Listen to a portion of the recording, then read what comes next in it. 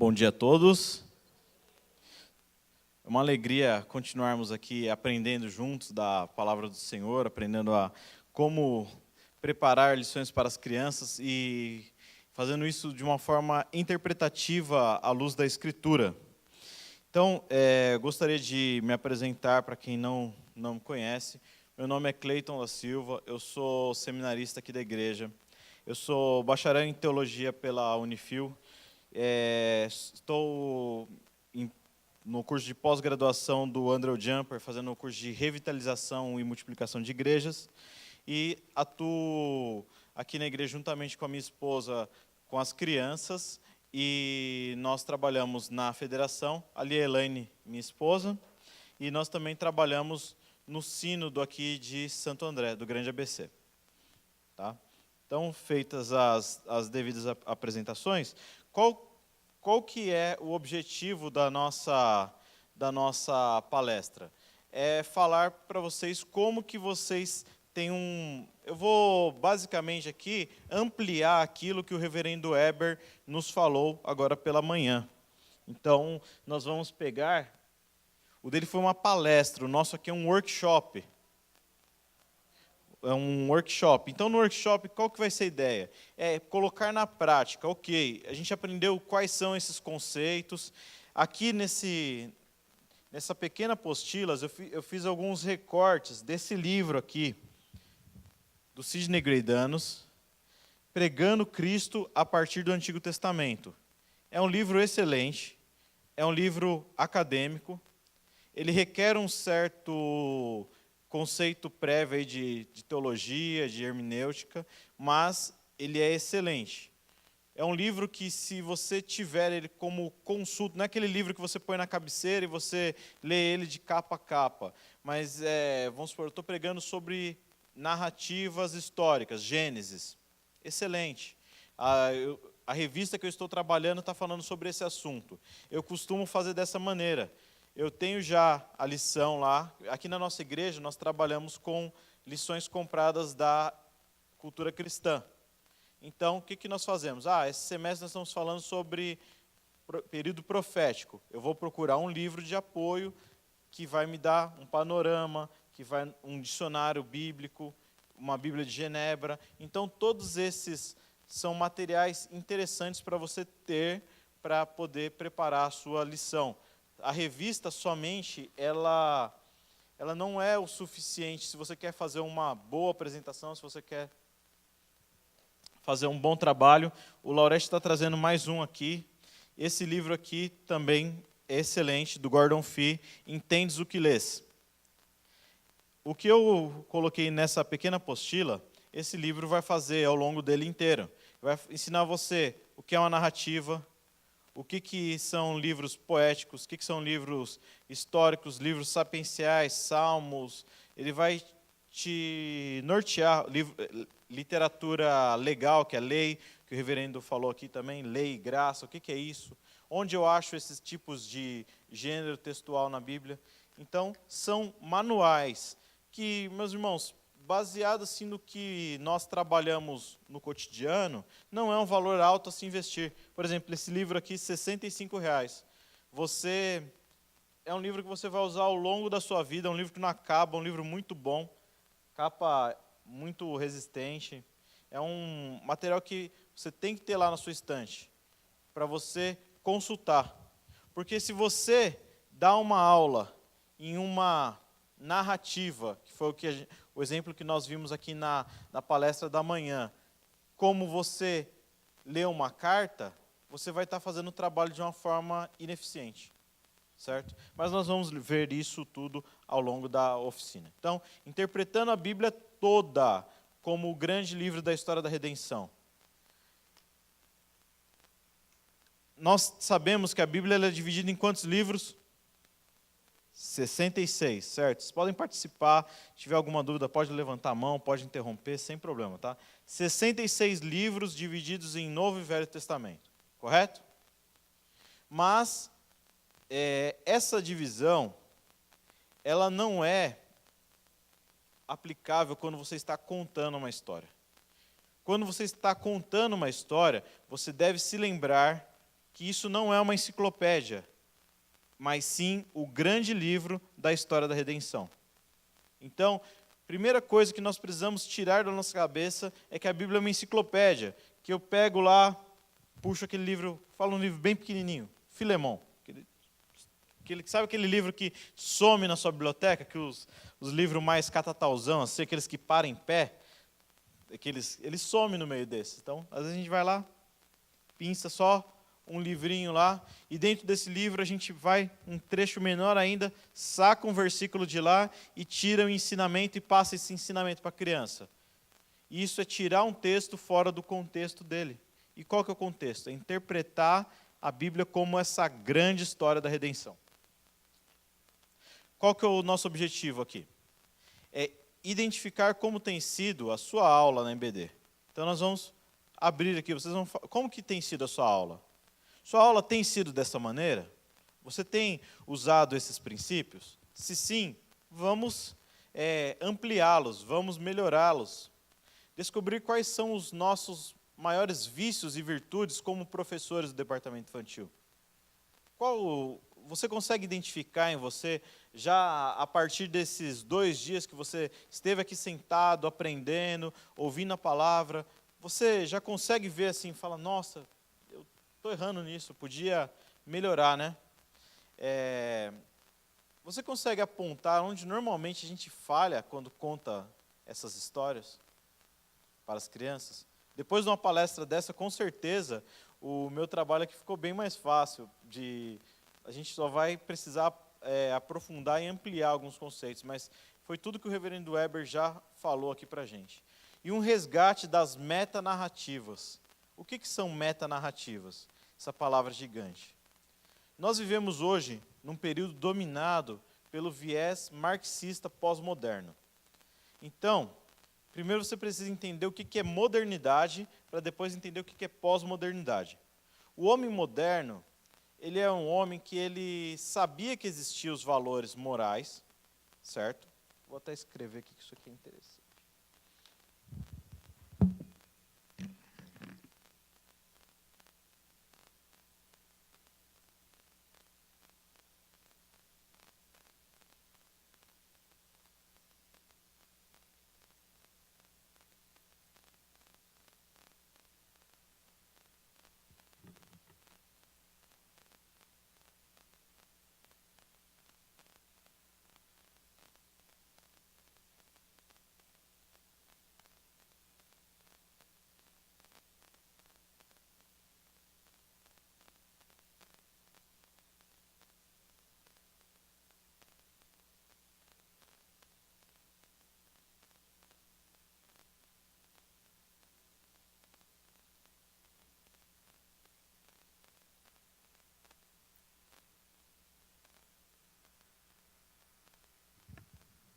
O homem moderno é uma sociedade que tinha valores, e lembra lá da cultura Woodstock. Eles sabiam que tinham as regras, mas qual que era o objetivo? Quebrar as regras. Então, se fala que eu tenho que fazer A, eu vou fazer B, ok? De um tempo para cá, nós entramos na pós-modernidade.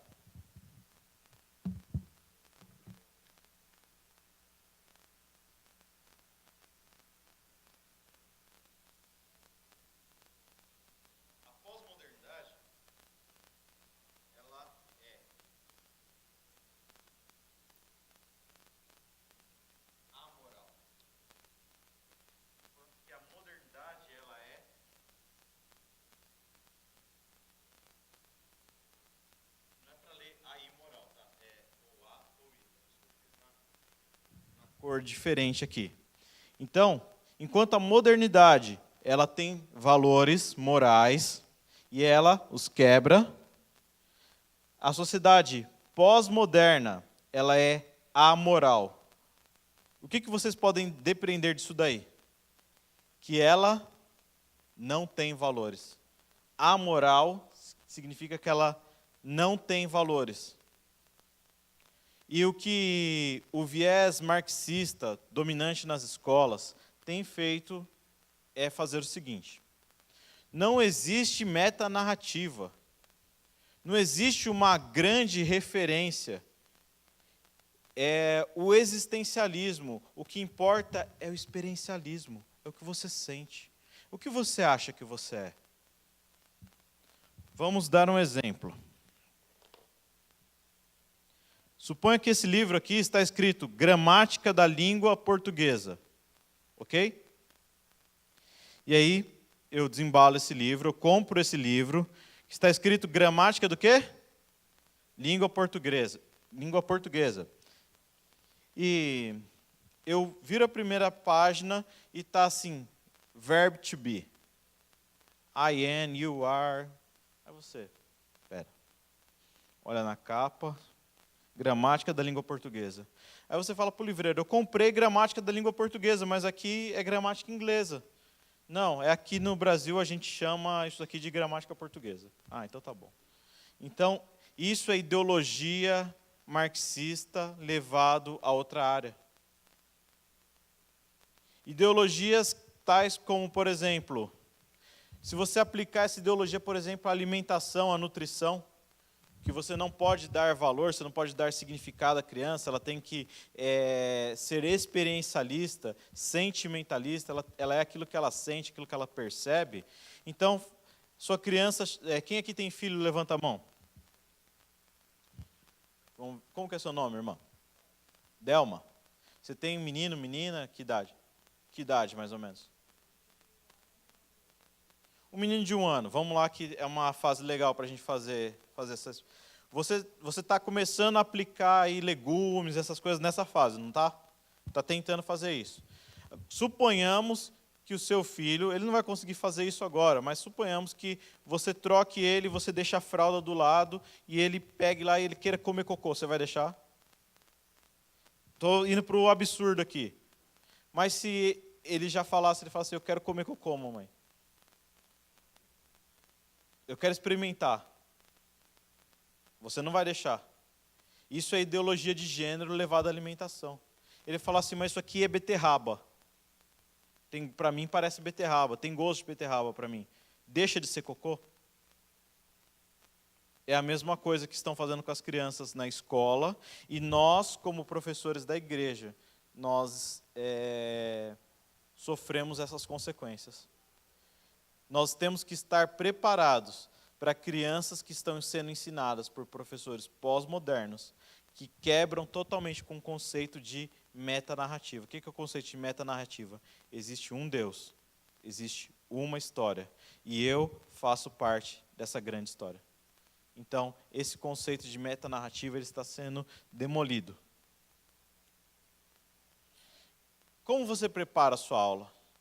Como é a sua aula? E como você a aplica? São 3 perguntas que eu gostaria que você anotasse, que você refletisse, e ao fim dessa oficina, você pudesse aí ter uma resposta, você chegar a algum denominador assim de autoavaliação. Quantas horas você se prepara? Você... Pode fazer uma pergunta. Ok.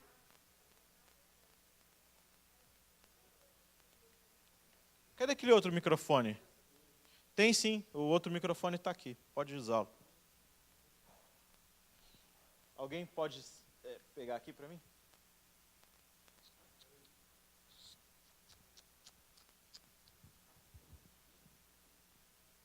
Só ver se tá ligado aí? Vê. Tá funcionando? Testa aí. Ok. Bom dia a todos. Meu nome é Márcia, sou coordenadora do Departamento Infantil aqui da Igreja Presbiteriana do Itapuã. Congrego aqui mesmo.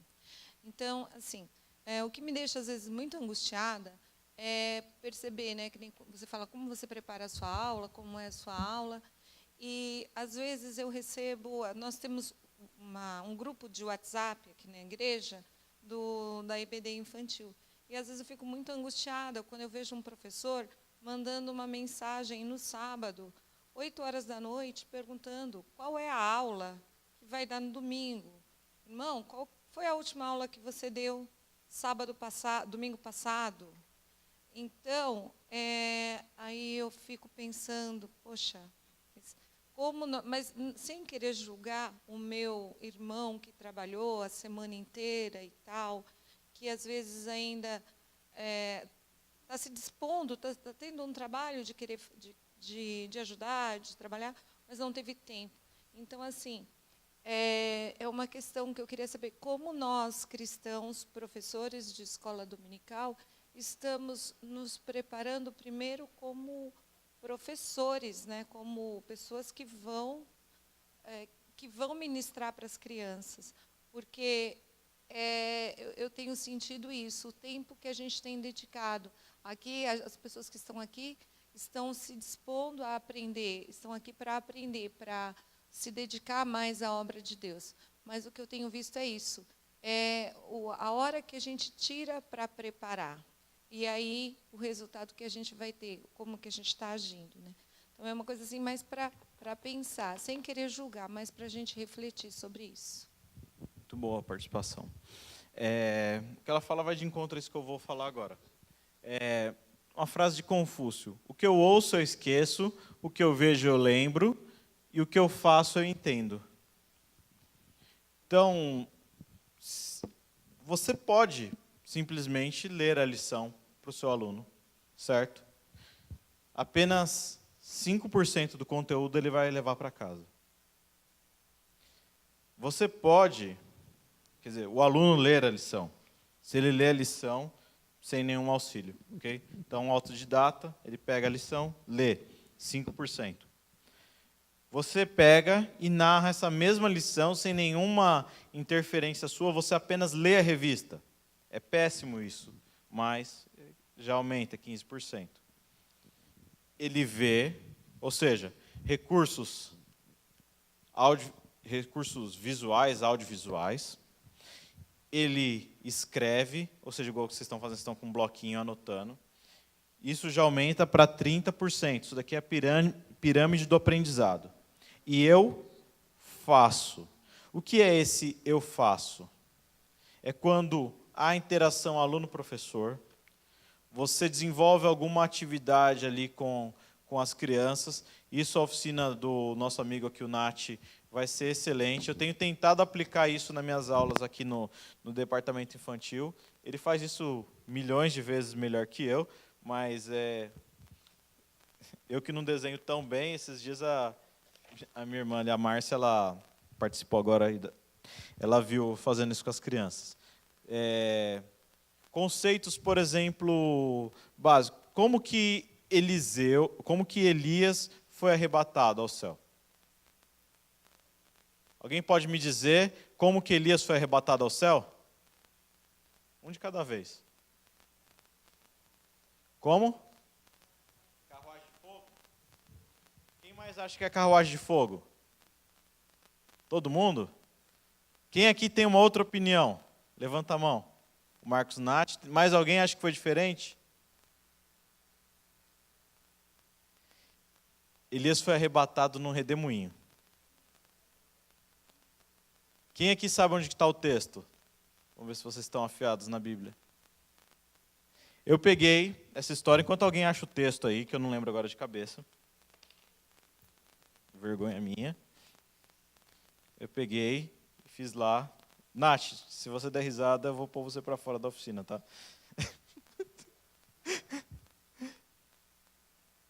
Essa aqui é a capa, tá, gente? Tinha um vento aqui. Aí, é o seguinte. Estava Elias e Eliseu era um pouquinho menor, que ele é o auxiliar. Certo? Elias e Eliseu. Aí passou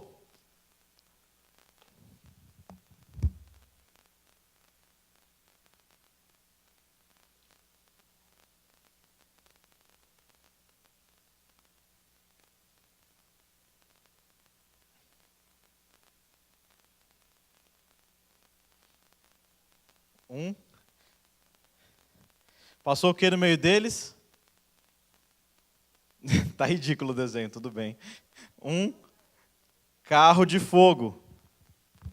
E o separou, e Elias subiu num... Então, aí Elias subiu e a capa desceu. Gente, tá risível, né, Nath? Eu sei, mas tá entendendo tudo. Faz sentido para você? Sim, tirando o desenho que não tá assim, eu faria, se eu preparasse essa aula, eu prepararia o desenho um pouco melhor. Estou fazendo aqui que a gente não tem tempo de fazer um desenho. A gente pode até chamar o Nath aqui para ele. Vem aqui, vai. Sério, vem cá. Faz aqui a mesma coisa. Vamos supor que o Nath é meu aluno e vai me humilhar aqui. Vai lá, Nath. Pega, os pincéis estão ali. Aí, ó. Faz a mesma coisa. Vou fazer, como ele falou também, não vou fazer tão perfeito por conta da pressa, também por conta que eu não estou com lápis, né? Que é o esboço. Então, vou fazer aqui o Eliseu, partindo do princípio que ele era calvo, né? Então, vou fazer ele aqui assim.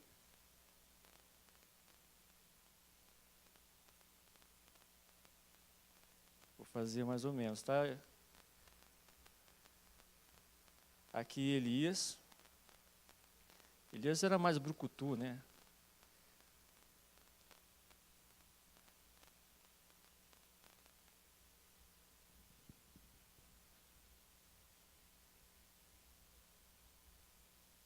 Elias aqui com seu traje característico. Você falou que a visão da carruagem do fogo, né? Foi aqui. Então aqui foi.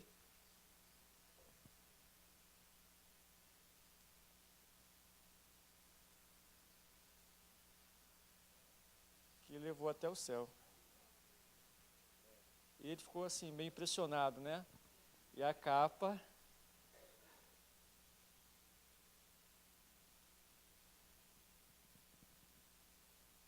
Caiu. Tá bom assim, amigo? Tá ótimo. Fiz o cavalo. Leva de volta. Okay. Então, quando você... E se você chamar um aluninho seu para fazer isso aqui? Ele vai fazer do jeito dele. Uns melhor, outros... Uns melhor que você, outros pior que você. Mas o fato dele ter essa interação vai ampliar o aprendizado dele para quase... Vou voltar aqui na minha pirâmide.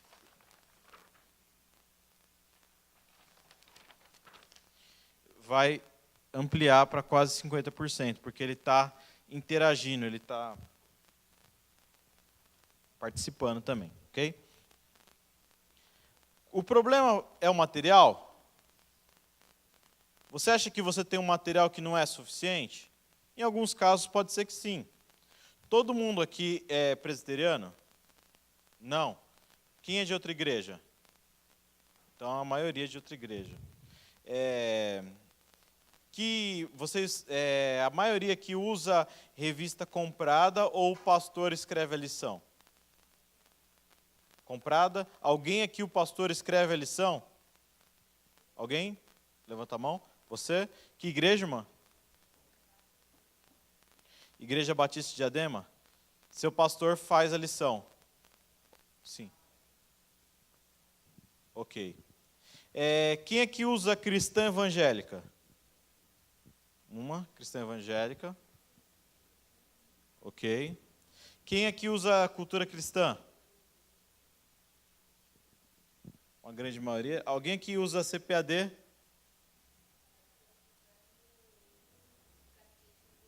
Do NAT, ok.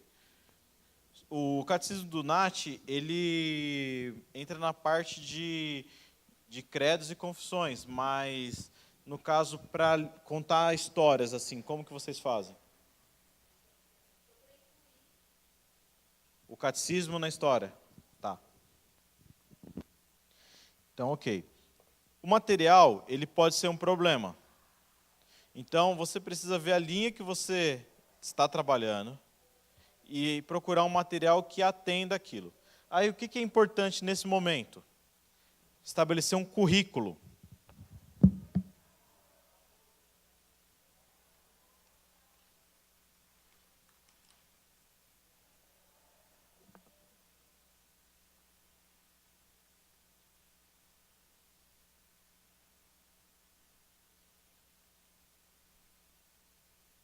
Se eu estou falando de Elias e Eliseu, qual que é um currículo que ele está inserido? Em que grande bloco eu posso colocar essa história? Começa com P, termina com fetas? Profetas. Então, profetas, maiores ou menores? Ok. Então, você vai contar a história dos profetas.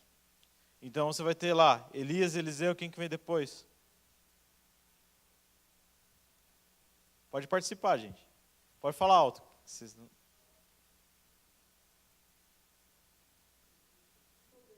Personagem histórico depois. Isaías. Tá vendo? Peguei vocês.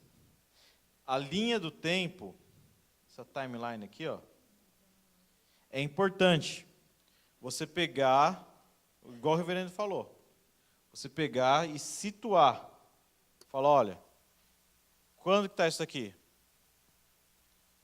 Então, é pré-exílio. Então, ó, menos 800. É no período davídico. Menos 1000. É no período de Moisés. Menos 1400. Daniel, tá onde? Ó, vamos colocar nomes aqui só para vocês. Não é de profetas mais, tá, gente? Estou falando de linha do tempo, só para não. Moisés, Davi,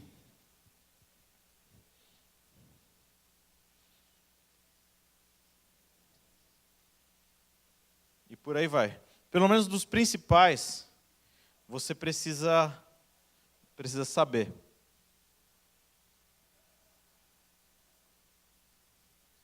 Tem as diferenças de data, tá? Por que eu coloquei 700/600? Até na data aqui de Moisés, depende da data do Êxodo. Há algumas variações de quando que é a data do exílio, pré-exílio, pós-exílio. Então, mas é mais ou menos aqui. Davi, dá para você cravar ele aqui no ano 1000. É quase certo, Davi ano 1000. Ok? Então, você precisa saber. Então, se você vai contar a história da redenção, você começa lá com Abraão, Isaac, Jacó, e vai trazendo. O que acontece na maioria dos departamentos infantis? Tá barato a revista aqui sobre Daniel, tá? Aí, no outro trimestre, nossa, mas tem uma história legal de Jesus. Aí você vai lá para o Novo Testamento. No outro trimestre, nossa, está em promoção, história de Davi. Você está pulverizando na cabeça da criança, está indo para frente, voltando para trás, e ela não consegue ver um fio condutor. Por isso que eu e você não consegue, porque a gente foi ensinado desse jeito. Então, o currículo ele tem que ser intencional, e a minha proposta aqui é um currículo de 2 anos, para cada faixa etária, e durante 2 anos, você roda o currículo. Rodou o currículo, aquele aluninho que começou aqui em vamos supor que ele vai começar em 2018, com 5 anos de idade. Quando ele tiver 7 anos de idade, você já planejou para ele ter aprendido de Abraão até Davi. Vamos supor que você quer bem detalhado. Com um período de 2 anos, eu acredito que você conseguiria pegar de Abraão e ir até pelo menos Daniel, pré-exílico, para depois, no outro currículo, você rodar evangelho e cartas. Ok? Mas, suponhamos que quer fazer bem detalhista, ele rodou até aqui. Quando ele passar de sala, a outra sala vai estar com outro currículo. Ok? E esse outro currículo vai estar de Davi até Daniel, por exemplo. E é aqueles outros alunos que estavam no berçário ou na classe dos menorzinhos, eles vão entrar e o professor ele só vai repetir o conteúdo, igual é no estado, igual é na escola. Porque na escola ninguém, por exemplo, um professor de matemática, ele não fica assim, o que eu vou dar?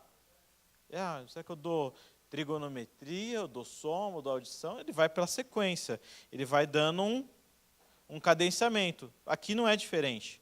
Você tem que fazer isso nessa mesma sequência para quê? Para não perder aquele fio condutor. Ok? Você conhece os maiores vilões do departamento infantil? Reverendo Weber falou aqui da alegoria e do moralismo.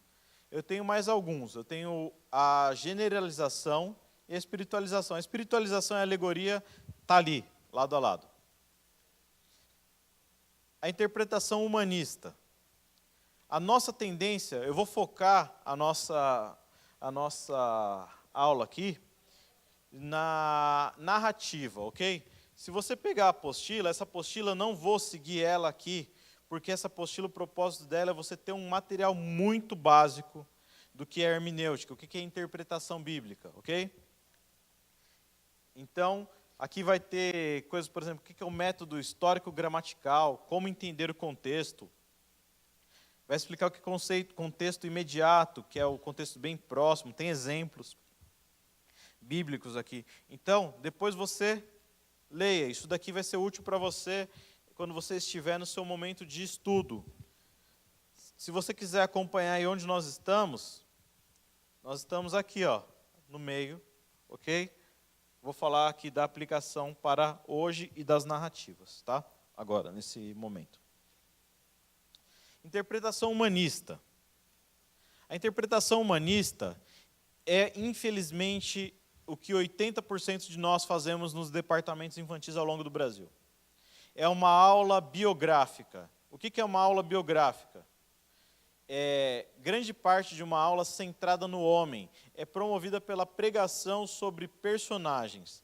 Nela costuma-se ensinar sobre o que podemos aprender com os bons exemplos do personagem, bem como o que devemos evitar pelos terríveis exemplos do pecado, como no caso de Davi, Urias e Betseba. Então, com Davi eu aprendo que ele é o homem segundo o coração de Deus, exemplo da adoração, e mais com ele eu aprendo também o que não fazer no caso do seu pecado. Está certo isso? Não. Não é que o conceito não é que a verdade ensinada ali está errada. Não, é certo. Davi foi o homem segundo o coração de Deus, a Bíblia diz isso. Nós precisamos entender neste ponto daqui que verdade bíblica, ok, é uma verdade, mas o que aquela história está querendo me dizer? Aquela história não está querendo me dizer somente aquilo. Aquilo é uma verdade secundária do texto. Aquele texto, na realidade, está querendo me dizer outra coisa, como nós vimos aqui na palestra de hoje de manhã. Entendeu? E também o motivo que foi escrito aquela história, o autor original não escreveu aquilo para que, com o exemplo ruim, você tivesse um parâmetro do que não fazer. Vamos abrir nossas Bíblias? Todo mundo está com Bíblia aí? Eu vou pedir para vocês lerem, vou dar um microfone aqui. Todo mundo abre sua Bíblia em Gênesis 32, do 22 ao 32. Ok? Nós vamos ler esse texto. Vou pedir para algumas pessoas lerem, certo? Então, vamos lá. Gênesis 32, do 22 ao 32.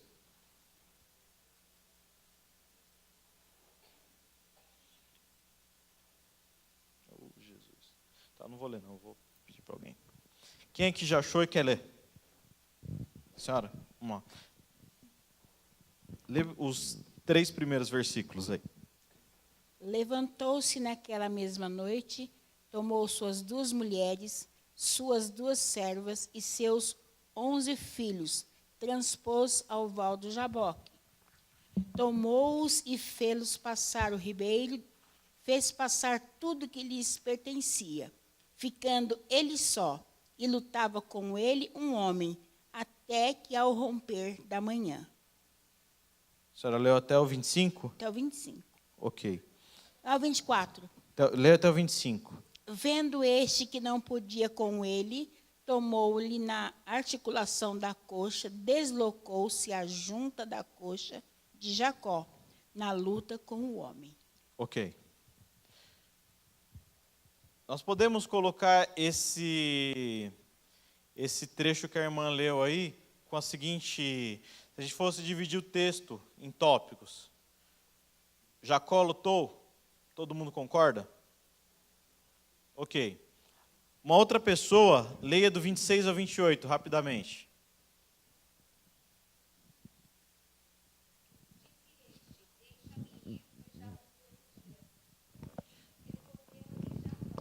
Não te deixarei ir, se não me abençoares. Perguntou-lhe, pois, como te chamas? Ele respondeu, Jacó. Então chamará Jacó e Israel.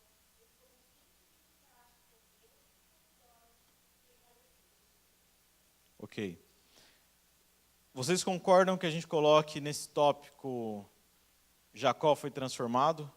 O nome dele foi mudado. Ok? Tá, alguém lê agora do 28 ao 32. Alguém com o microfone de preferência. Tornou Jacó, do 29, né? Isso. Tornou Jacó, dize, rogo-te, como te chamas? Respondeu ele, por que perguntas pelo meu nome? E o abençoou ali. Aquele lugar chamou Jacó Peniel, pois disse, vira Deus face a face, e a minha vida foi salva. Nasceu-lhe o sol, quando ele atravessava Peniel, e manquejava de uma coxa. Por isso, os filhos de Israel não comem até hoje o nervo do quadril, na articulação da coxa, porque o homem tocou a articulação da coxa de Jacó no nervo do quadril. Okay. Esse trecho, a gente pode colocar que Jacó foi abençoado. Então, vamos lá. Um típico sermão biográfico, ele ia dividir esse texto assim, ó. Jacó lutou, Jacó foi transformado e Jacó foi abençoado. 3 divisões. A divisão do texto é nesse lugar mesmo. Ok. Mas aí você podia falar o seguinte, tá, mas está no passado isso. E para hoje?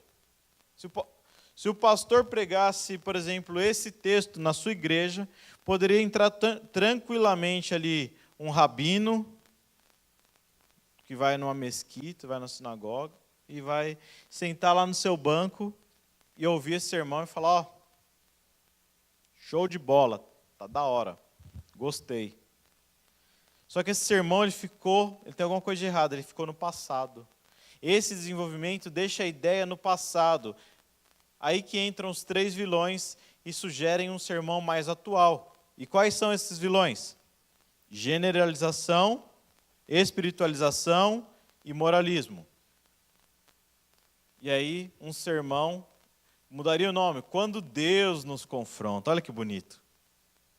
Aí dá outra cara, né? Quando Deus nos confronta. Um sermão biográfico aplicado. Quando Deus nos confronta, às vezes isso causa luta. O confronto de Deus nos chama à mudança. E recebemos a bênção de Deus quando Ele nos confronta. Você fala, nossa, Cleiton, mas está perfeito. Tem alguma coisa errada? Alguém está vendo alguma coisa errada aí? Tem? Está tudo certo? O que vocês acham? Está certo ou está errado? Já não está mais no passado, eu apliquei isso. Alguém arrisca?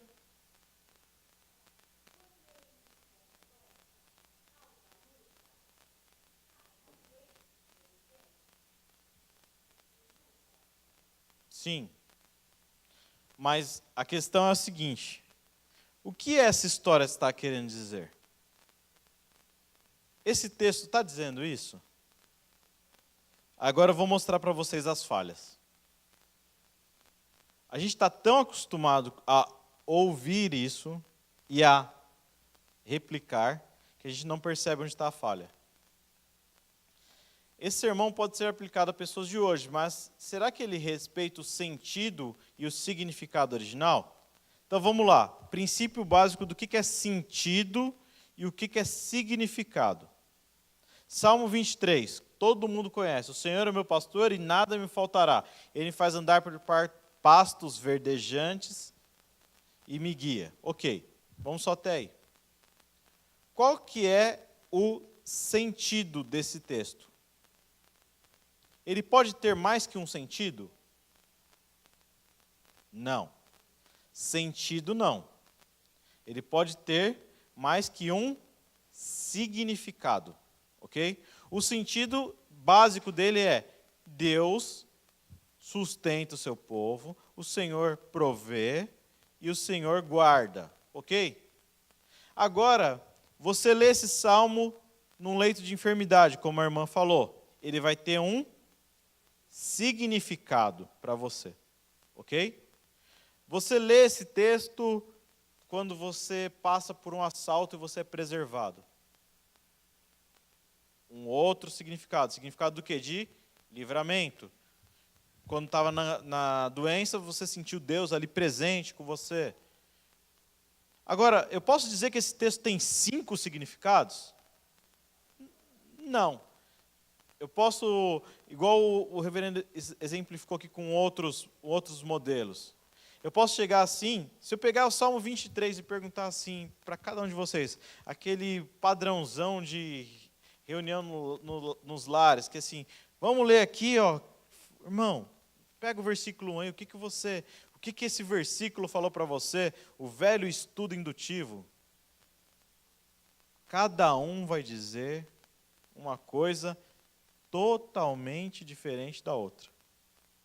Por isso que estudo indutivo geralmente não funciona.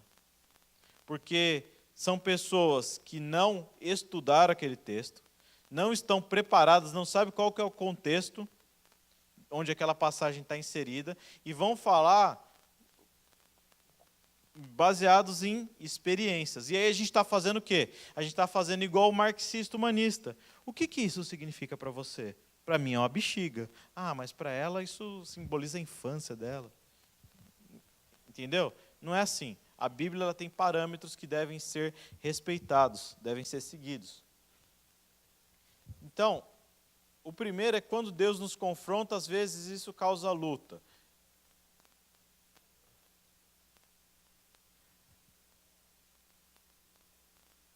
Generalização. Jacó lutou. Ok. O confronto de Deus nos chama à mudança. Eu estou generalizando a luta de Jacó. O primeiro ponto, a luta particular de Jacó, ela se tornou a luta de todo mundo. Todo mundo passa pela mesma experiência que Jacó passou. Esse era o objetivo de Deus. Todo mundo aqui é Jacó. Nem na Bíblia foi assim, nem com os próprios personagens bíblicos funcionou dessa maneira. Deus brigou com todo personagem bíblico.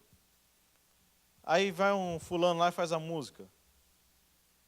E todo mundo canta na hora do culto e acha que aquilo faz sentido. Não tem sentido. Aquilo foi para Jacó. Não faz sentido para você hoje. O que esse texto está dizendo? Que apesar de quem era Jacó, de ser um trapaceiro, um enganador, Deus o chama, o resgata, transforma, muda seu nome. Quem dá nome é quem tem autoridade. Então está mostrando que Deus é soberano, Deus tem autoridade, Deus é quem governa a história. E a despeito de um cara ser trapaceiro, ele escolhe quem ele quer. Está falando sobre salvação. Não está falando sobre luta, não está falando sobre enfermidade, não está falando sobre ser persistente com Deus. Está falando sobre salvação. E salvação é ato monergista de Deus. O que é isso? Monoenergia. Mono, um só. Energia, ação. Só tem um lado. O rio O rio não tem mão dupla. Você já viu um rio que tem peixe indo para lá e peixe subindo? Não, mão dupla não tem.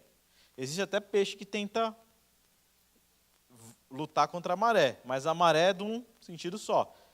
Assim é a salvação, ela vem de Deus. Ele é ato monergista de Deus. É Deus quem faz.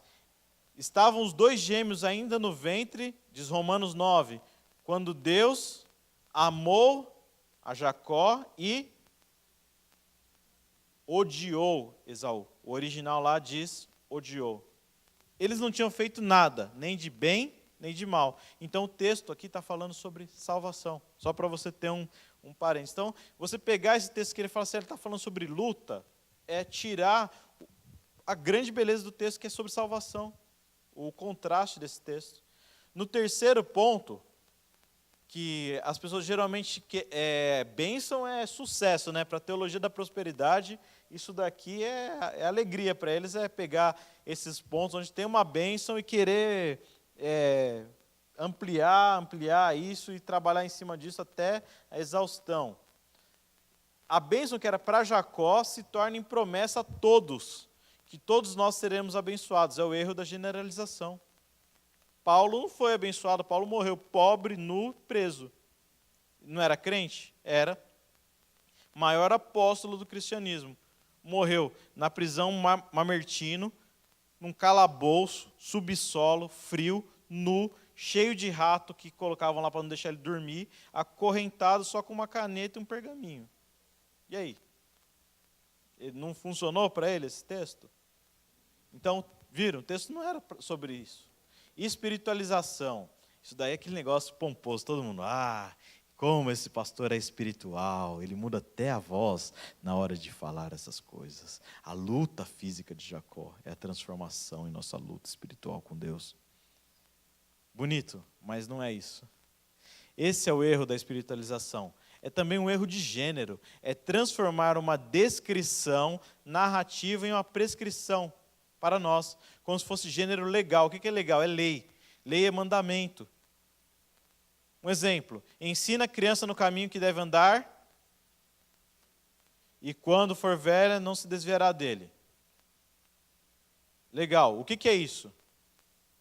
Que livro que está escrito? Provérbios, legal. E o que é um provérbio? Provérbio é uma coisa que sempre acontece? Provérbio é um escrito sapiencial. Faz isso que geralmente dá certo. Mas não quer dizer que em todos os casos vai dar certo. Porque senão não existiria criança que é ensinada no caminho de Deus e que quando cresce não segue Deus, não ama Deus. Entendeu? E a gente podia até brigar com Deus. Falar, Deus, mas eu trouxe na igreja. E aí? Alegoria e espiritualização é quando a realidade histórica, física e terrena do texto é descartada e se faz uma analogia espiritual para que o texto se aproxime mais de nossa realidade. Ao invés de conhecer o contexto histórico e literário, entender o propósito da passagem, faz uma ponte muito descuidada entre o ontem e o hoje. Alguns exemplos. Todos nós temos muralhas para derrubar. Qual que é a sua muralha? O reverendo falou aqui. Por que só espiritualiza um ou dois elementos? Por que não espiritualiza o texto inteiro? Ninguém pergunta assim, irmã, quem que é a Raabe da sua vida? Isso eu nunca ouvi.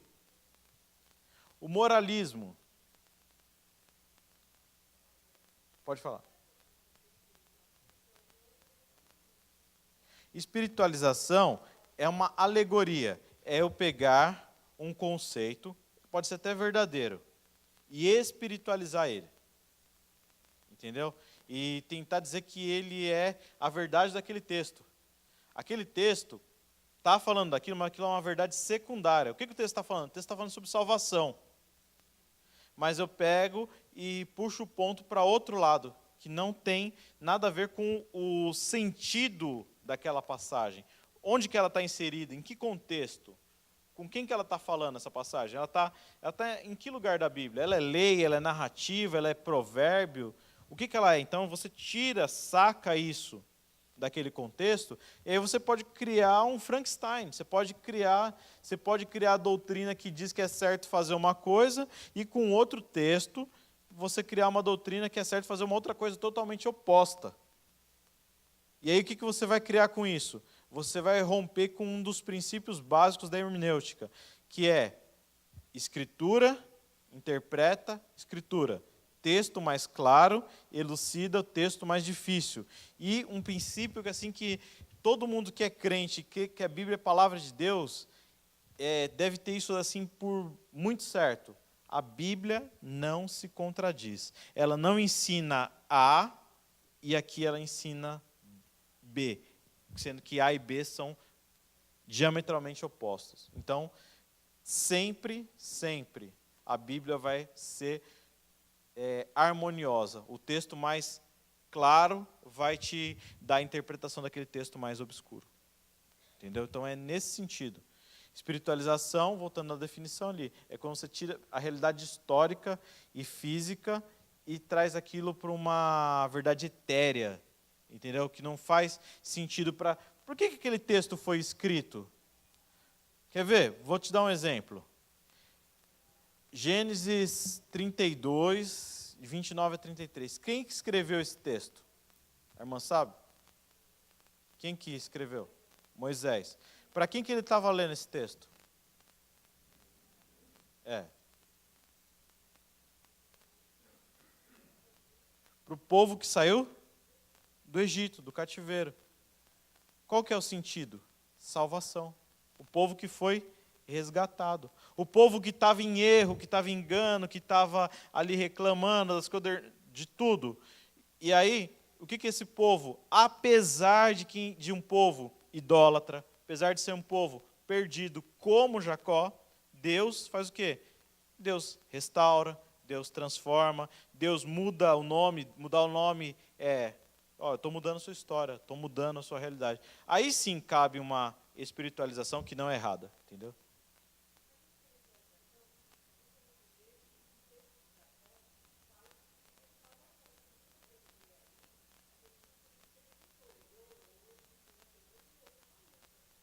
Sim, certo, isso é verdade.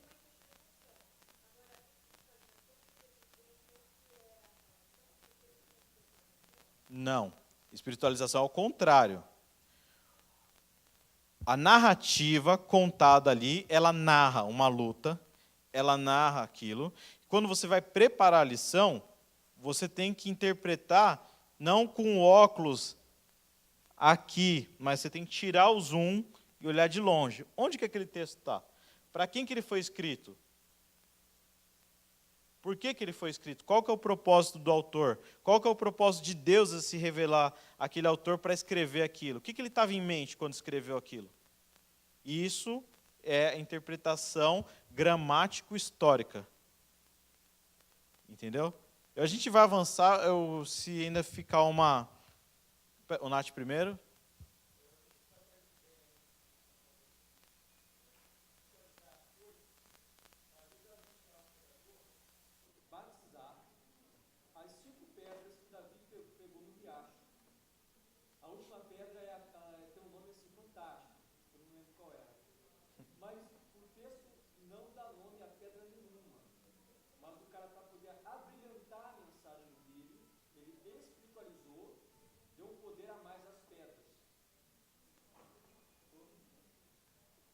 É pegar isso mesmo. O Nath ilustrou muito bem. É pegar um contexto totalmente etéreo, que está fora da Escritura, que a Bíblia não fala aquilo, e forçar o negócio no texto. E o mais comum é o moralismo. A gente precisa correr aqui, que já vieram falar do meu tempo. O moralismo é a transformação de Jacó, substituída pelo nosso chamado para a transformação. E aí aqui o John Bright, no seu livro Authority, ele vai cortar um pedaço ali, deixa eu tentar ler. Se tudo que pudermos fazer é salvar alguma moral solta da história, só conseguimos tirar dela algo que o autor não tinha intenção alguma de dar, pois simplesmente não era seu alvo apresentar. Jacó, por exemplo, você pegar Jacó e colocar ele como exemplo a ser seguido. Não é isso que o autor quer, porque Jacó ele tinha um monte de defeito. Se você seguir Jacó, você está no mato, entendeu? Não é esse o motivo que o autor quer. Então, essa citação está lá em John Bright, no livro Authority, página 154. E qual que é o problema? Nossa, agora ficou pequeno aqui. Nem sempre é fácil fazer juízo moral de determinada atitude. Muitas vezes o próprio texto não faz. Tem textos que eles não fazem nenhuma avaliação moral daquilo, certo? Escolher personagem de forma antropocêntrica despreza a Bíblia como história da redenção. Ou seja, você perde aquele foco que a Bíblia é uma grande história dos atos redentores de Deus, como nós vimos aqui na palestra. Tirar lições de moral após uma história no qual somos encorajados a imitar ou não as atitudes dos personagens. Normalmente, encorajamos os alunos a se identificar com o personagem heróico da passagem, a fim de imitar suas atitudes. Temos de ser como Abraão, que deu um passo de fé. Quem é desonesto como Jacó acaba se dando mal, coisas desse tipo. Então, é muito comum. Olha só, seja como Daniel. Daniel era muito jovem, era muito inteligente, ele comia legumes. Você tem que comer legumes. Então, tirar a lição de moral é fazer o que o reverendo falou ali. É você pegar uma lição que, se você assistir um programa bom de nutrição, vai falar aquilo. Se você assistir um programa bom de qualquer coisa daquela área, vai falar aquilo. E o que é excelente? O que é assim exclusivo, que só a igreja tem? A interpretação bíblica. É falar sobre o que a Bíblia, o que Deus está fazendo na história. Ele está remindo um povo que caiu, que foi criado, caiu, e agora ele está sendo redimido. Ele está sendo reconduzido ao céu. Então, por meio de altos e baixos, em meio a imensas tribulações, ele está conduzindo esse povo. A irmã tinha pedido a palavra?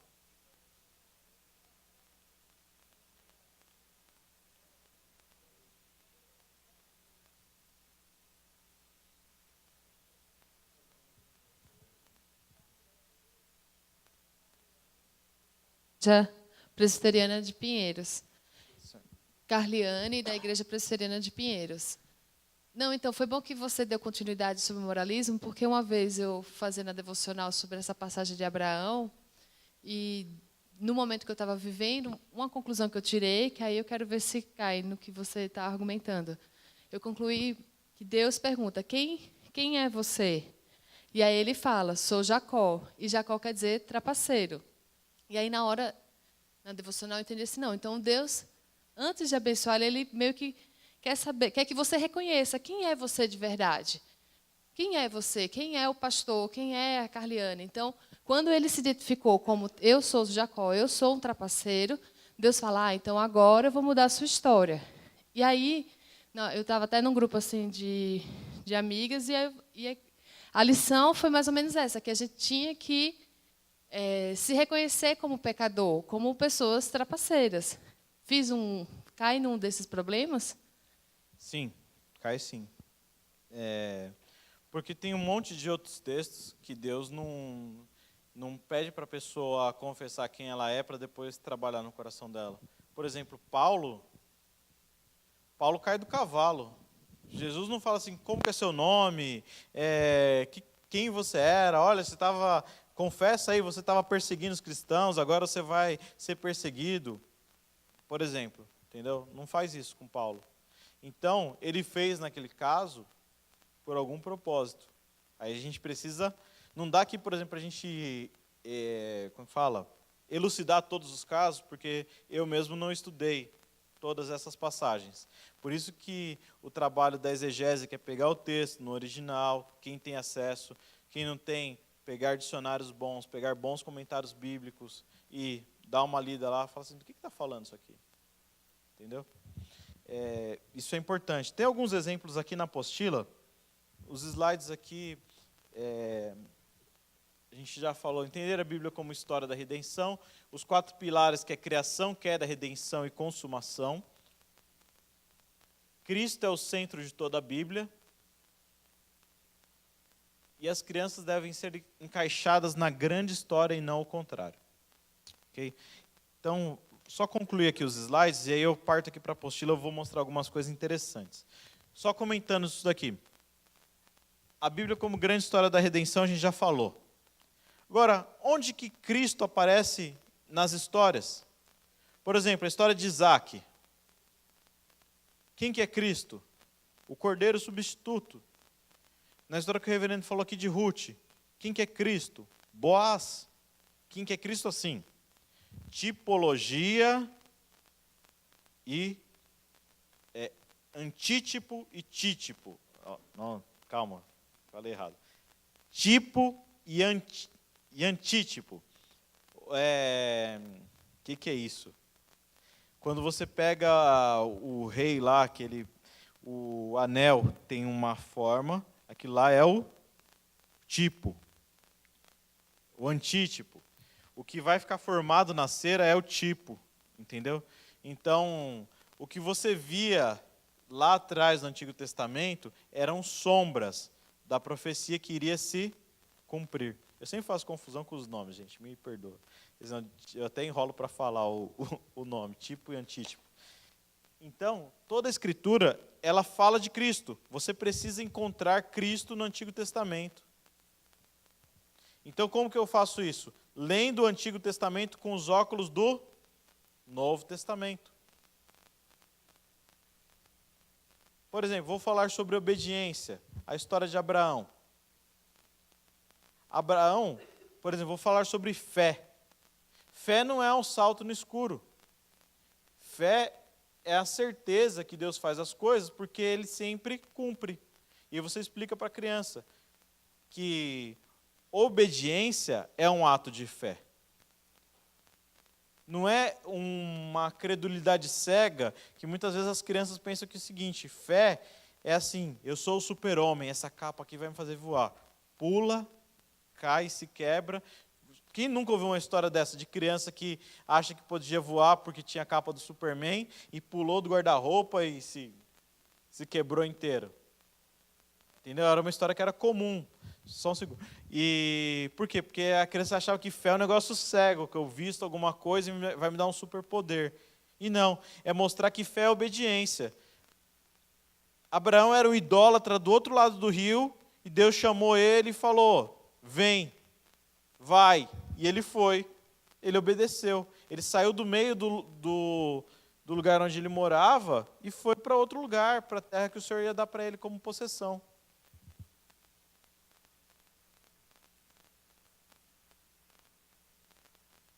Já foi.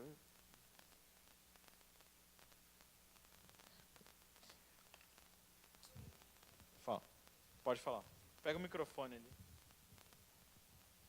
Enquanto isso, eu vou achar aqui o que eu ia falar. Pode ir falando enquanto isso.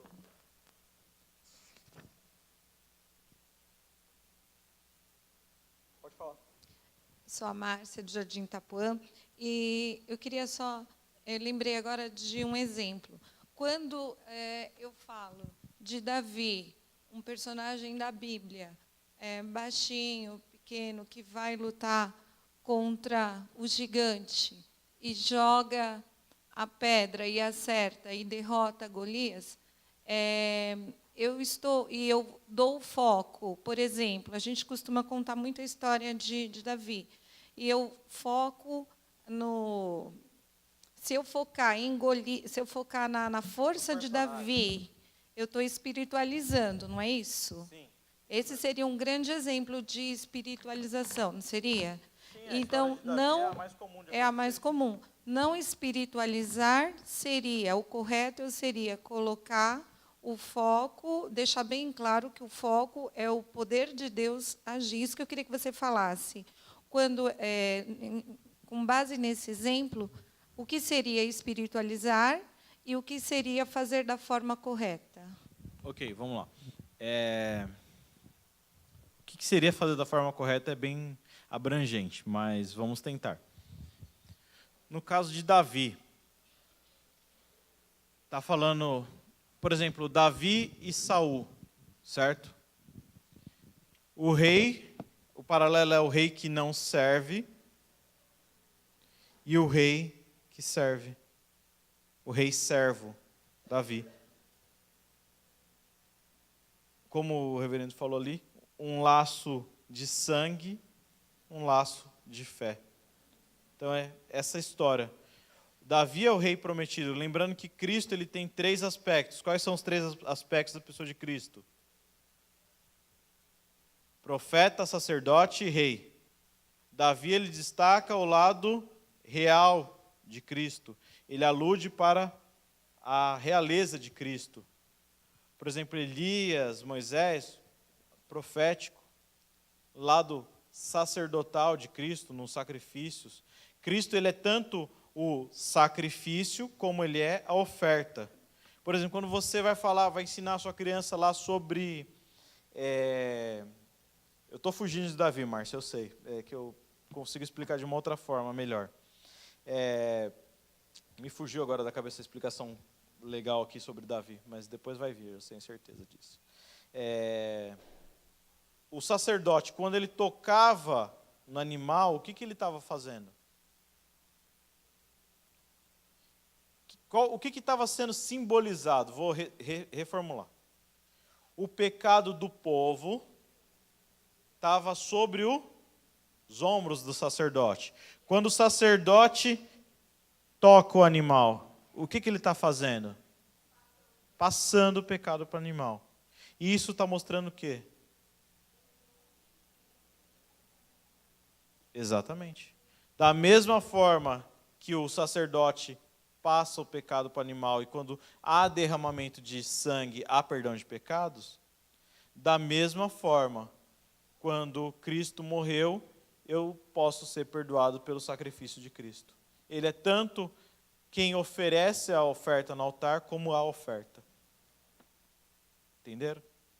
Então, é procurar nas narrativas onde que tem esses elos soltos.